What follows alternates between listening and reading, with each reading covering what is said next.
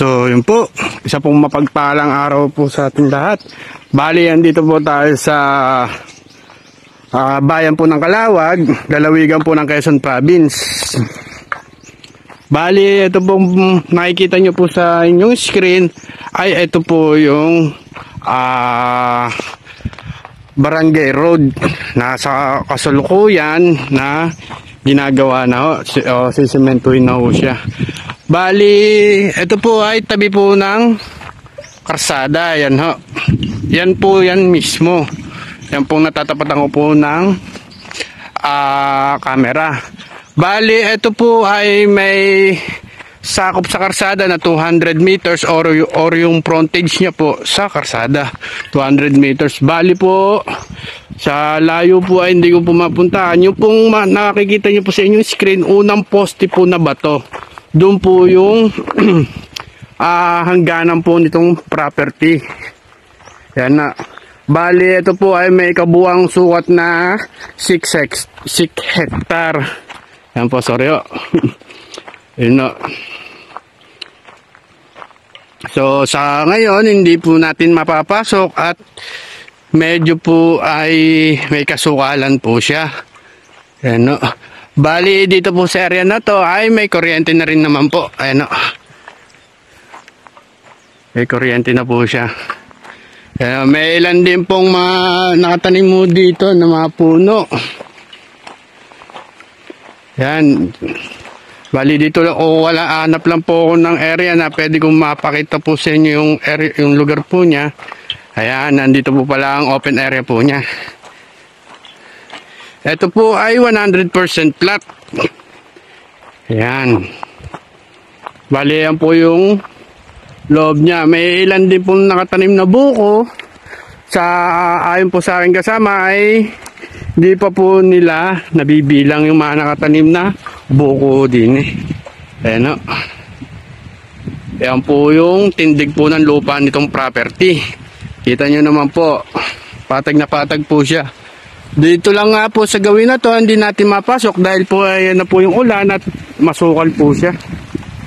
So ulitin ko lang po, ang pinakahangganan po ng property ay yun o. Yung unang posting, bato. Yan po. So ako po ibabalik na po sa kung saan ako nagsimula mag-video, doon sa mga motor na yon. At dahil po ay medyo may kalakasan na po na ulan. So bali, hirap po tayo makapasok sa gitna po ng property dahil nga po ay masukal po ito at isa pati naulan na rin po. Yan po. Bali, sa mga interested po dyan na gustong magpa-tripping, maaari lang po tumawag dyan sa nakikita nyo pong number sa screen. So magpapa-schedule po ng tripping. Yun po. Bali, ang dulot-dulo po nito ay yung pong mga motor namin na una yun. Napapansin nyo naman po sa inyong camera, yun po. Dulo po niyan. Doon po magsisimula po yung property, doon sa kinakatayuan po ng dalawang motor na yon. At dito matatapos, doon sa unang posting batuho. Yan. At ito po ay may 200 meters frontage sa Barangay Road. So, yung pong mga karagdagang detalye po ay ilalagay na lang po namin sa description.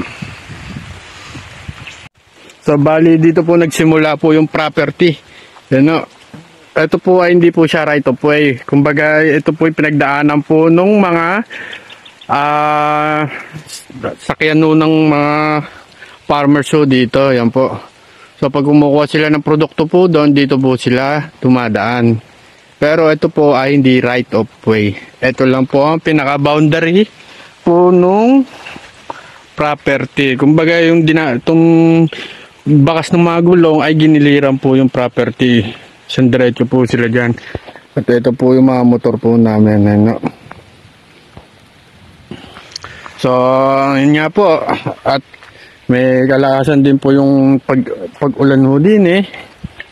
Kaya hindi po talaga po natin kayang pasukin po yung loob po ng property.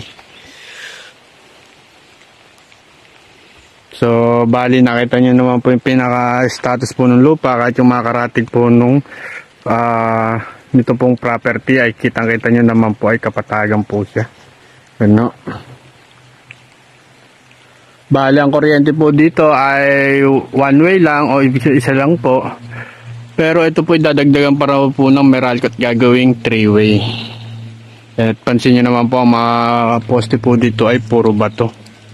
Dahil po yan ay dadagdagan po nila yan. So yun po. Marami pong salamat sa aming pantangkilik sa aming mga property video. Naway patnubayan pa rin tayo ng Diyos nang nasa taas. So yun po. God bless all.